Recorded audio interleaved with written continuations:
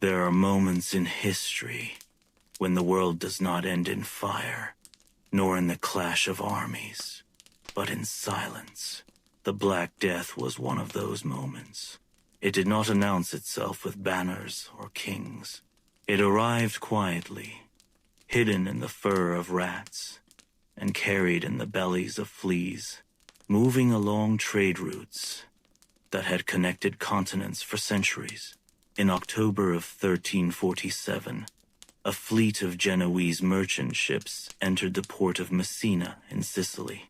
These ships had sailed from the Black Sea, where trading posts linked Europe with Asia. When the vessels approached the harbor, something was clearly wrong. Many sailors were already dead.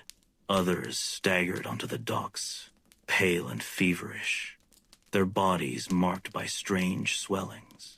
Witnesses described dark lumps under the skin, especially in the armpits and groin. The men burned with fever. Within days, most of them were dead. City authorities quickly ordered the ships to leave, but the sickness had already stepped onto European soil. No one understood what was happening. Medieval medicine relied on ancient Greek and Roman ideas. Physicians believed the body contained 4 humors, and that disease came from imbalance.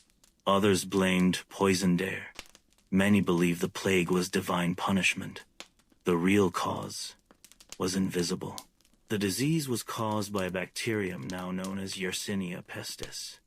It lived inside fleas that fed on black rats. These rats thrived in medieval cities, hiding in grain stores, cellars, and ships. Trade routes that once carried silk and spices now carried death. From Sicily, the plague spread rapidly to mainland Italy. Cities like Genoa, Venice, and Florence were struck within months. By early 1348, it had reached France and Spain. By summer, it crossed into England. The speed of the disease was terrifying. News traveled slowly in the 14th century. Often, by the time a town heard rumors of sickness elsewhere, the infection was already inside its walls. In villages, life changed overnight. A healthy neighbor could fall ill in the morning and be dead by the end of the week. The most common form was bubonic plague, named after the painful swellings called buboes. Victims suffered fever, chills, vomiting, and unbearable pain. Some developed pneumonic plague, which attacked the lungs and spread through cough and breath. Others suffered septicemic plague, which infected the bloodstream and darkened the skin. Death became a daily presence.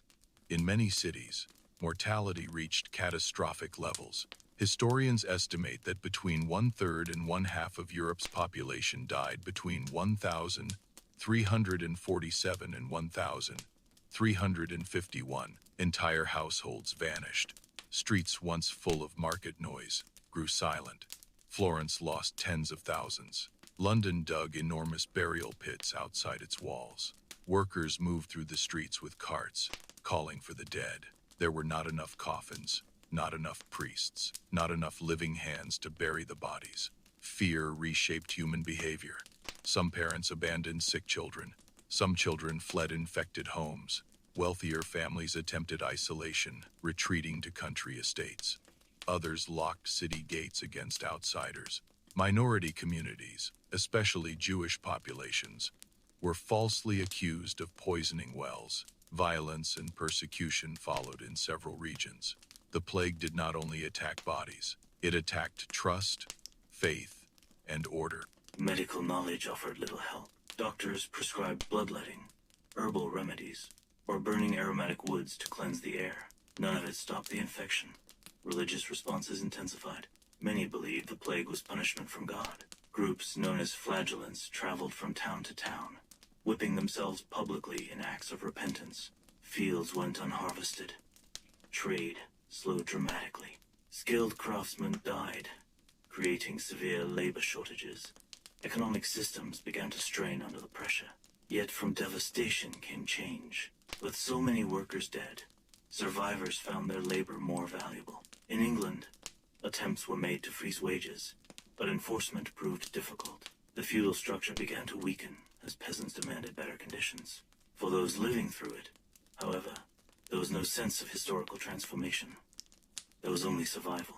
By 1351, the first great wave of the plague began to subside in many regions, but Europe was no longer the same.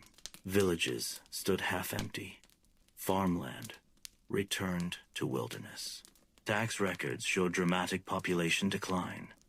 Art and culture reflected the trauma.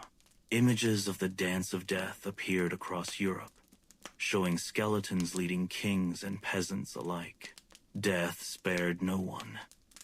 Historians trace the origins of the plague to Central Asia, spreading west along the Silk Road.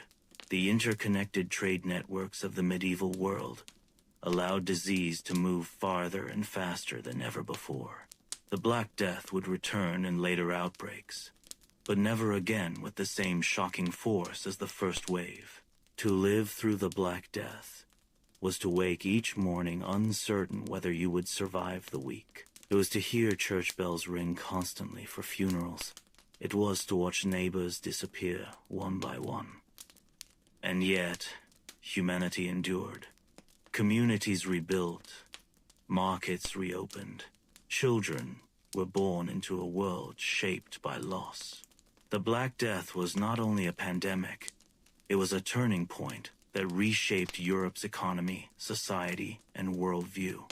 When the bells finally stopped ringing, the silence remained a reminder of how fragile life had always been. This has been another file from Midnight History Files.